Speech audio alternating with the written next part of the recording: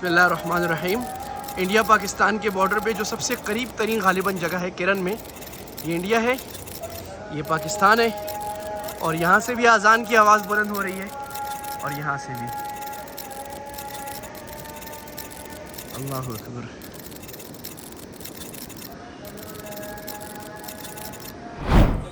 بسم اللہ الرحمن الرحیم۔ آج نیلم ویلی میں پہلی دفعہ آنا ہوا اور ڈاکٹر مولانا عیاشہ صاحب میرے ساتھ ہیں۔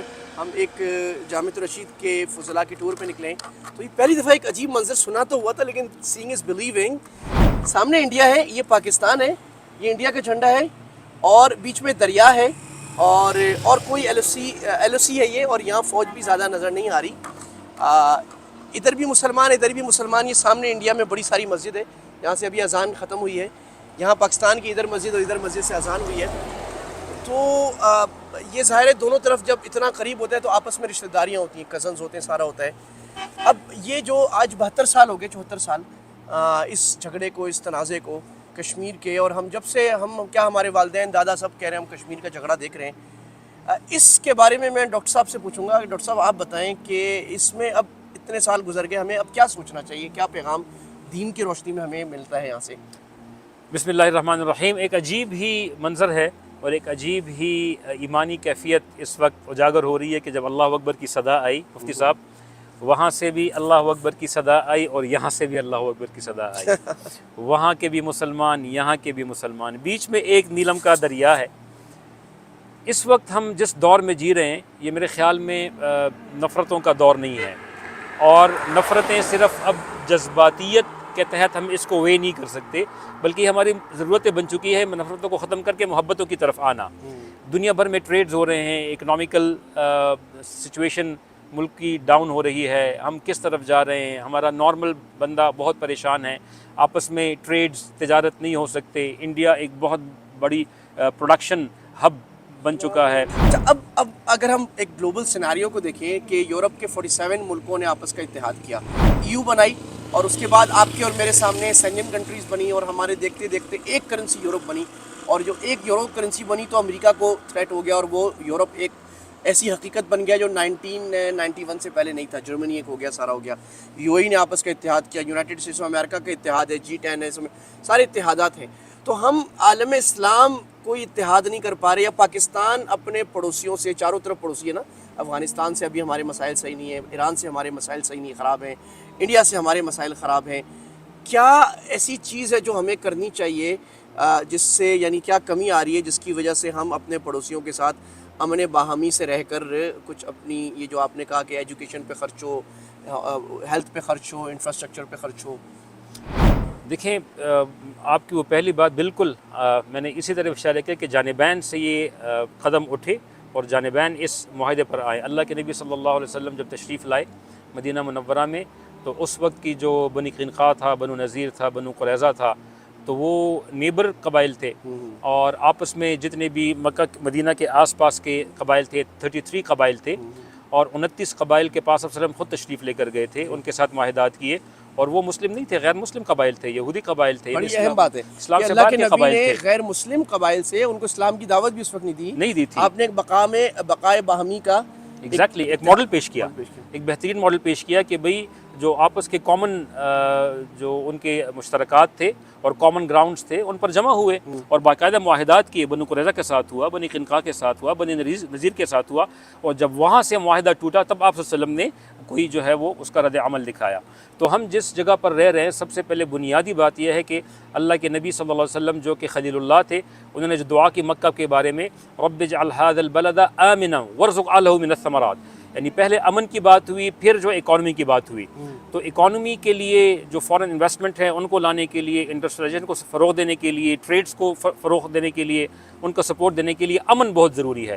جب تک ہم امن میں نہیں رہیں گے یہ ہماری اکانومی کی ترقی مشکل ہوگی، اور امن کے لیے ضروری ہے کہ آس پاس کے جو ہمارے ہمسایہ ممالک ہیں، 5-6 ممالک ہیں جتنے، ان کے ساتھ ہمارے باقاعدہ طور پر جو ہے وہ کانٹریکٹس ہوں، اور ان کانٹریکٹس کو پورا کرنے کے لیے ہم اپنے بیک اپ بھی کریں، لیکن کانٹریکٹس بہت ضروری ہیں۔ یہ بالکل ساتھ میں ہمارا پڑوسی ملک ہے، بالکل ان کے ساتھ ہم جو ہمارے کامن گراؤنڈ سے 99% مسلمان ہیں، بالکل ایگزیکٹلی لگتا ہے، کیونکہ اذان کی آواز اتنی بڑی گنبد نظر آ رہی ہے، کشمیر ہے۔ تو ایسے ہو کہ جو ہمارے باہمی ان کو بھی ضرورت ہے امن کی, ہمیں بھی ضرورت ہے امن کی. اہم طرف توجہ دلائی کہ امن سے کیا, اب دیکھیں نا پاکستان میں ٹورزم کتنا اسٹرانگ, ہم ابھی یعنی کیا ابھی یہ اس کے شروع میں ایک بورڈ لگا ہوتا وادی نیلم کے شروع میں کہ there is not a heaven on earth but there are pieces on heaven on earth and Neelam Valley is one of them. It's true کہ دنیا میں جنت کے ٹکڑے ضرور ہیں, اور کیا آبشار ہے. اور میں سوئٹزرلینڈ سے کمپیئر کر رہا تھا, میں بھی جا چکا ہوں, آپ بھی یو ایس کے ایسے خوبصورت علاقوں میں, کوئی کم نہیں ہے پاکستان جو یہ کشمیر کے نظارے اور دریا. لیکن امن نہ ہونے کی وجہ سے دنیا کا ٹورسٹ گورا جو آنا چاہتا ہے پوری دنیا وہ نہیں آتا, کیونکہ امن نہیں. امن اس لیے نہیں ہے کہ ہمارے پڑوسیوں سے حالات ڈسٹیبلائز ہے, تو نقصان ہمارا سب سے زیادہ ہو رہا ہے. اگر امن کو کرنے کے لیے ہم کچھ کریں تو وہ اس میں یہ ہے کہ فائدے ہمیں سب سے زیادہ ہوں گے. جو آپ نے آیت پڑھی کہ جب امن ہوتا ہے تو پھر قوم کو ہزاروں فائدے آتے ہیں, سارا کچھ تو امن پہ بنتا ہے نا. ایسا ہی بالکل بالکل آپ نے درست فرمایا. اور ہمارا اللہ پاک نے ہمیں 5 موسم دیے ہیں اور پہاڑ دیے ہیں, ڈرائی ماؤنٹنس ہے, گرین ماؤنٹنس ہے, صحرا ہے, سفاریز کر سکتے ہیں, بہت کچھ اس ملک میں ہو سکتا ہے, بشرط یہ کہ انڈر دا بینر آف امن, پیس پہلے, اور بہت سی چیزیں اس کو فالو کریں گے انشاءاللہ. چلے جی ڈاکٹر صاحب بہت شکریہ, ایک بڑی زبردست جگہ پر. اللہ کے پاکستان کا جھنڈا بھی ہوتا تو یہ ویڈیو اور اچھی ہوتی ہے کہ ایک طرف پاکستان کا جھنڈا نظر آ رہا تھا, ایک طرف انڈیا کا, اور یہ بات ہو رہی ہوتی. اچھا یہ بات جو ہم نے کی ہے نا, یہ بہت سے لوگوں کو بری لگے گی, لیکن ذرا مختلف سوچنا شروع کریں.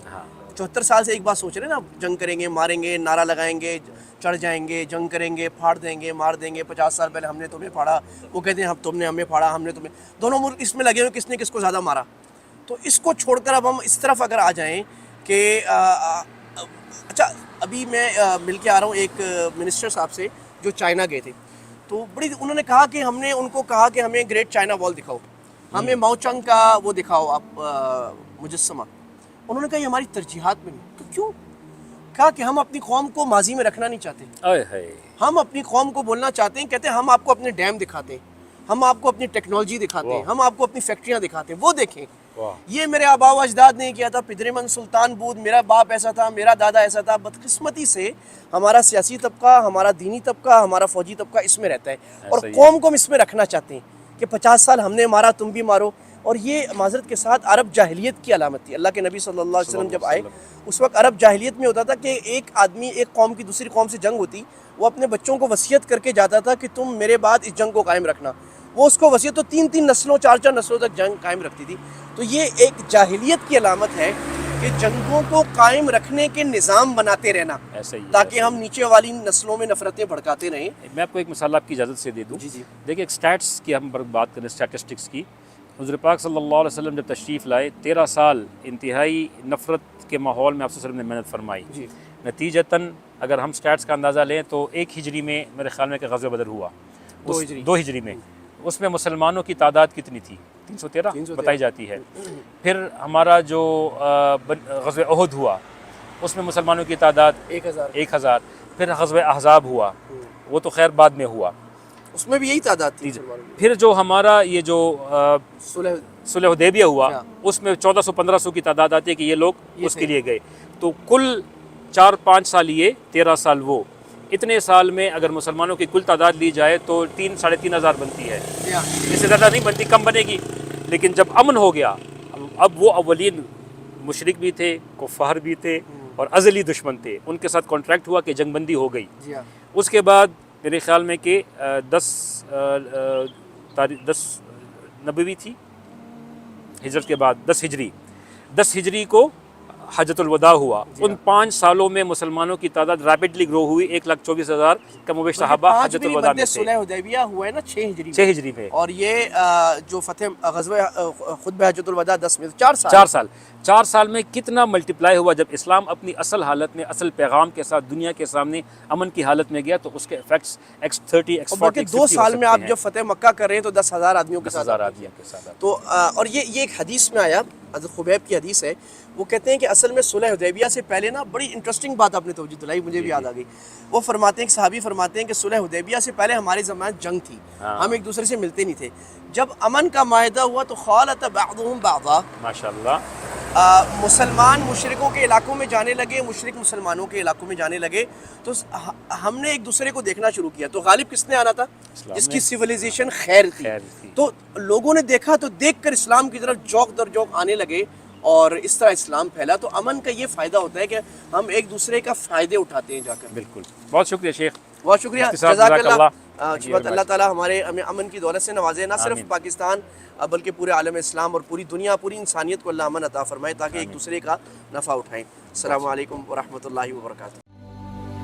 He is a Rahman.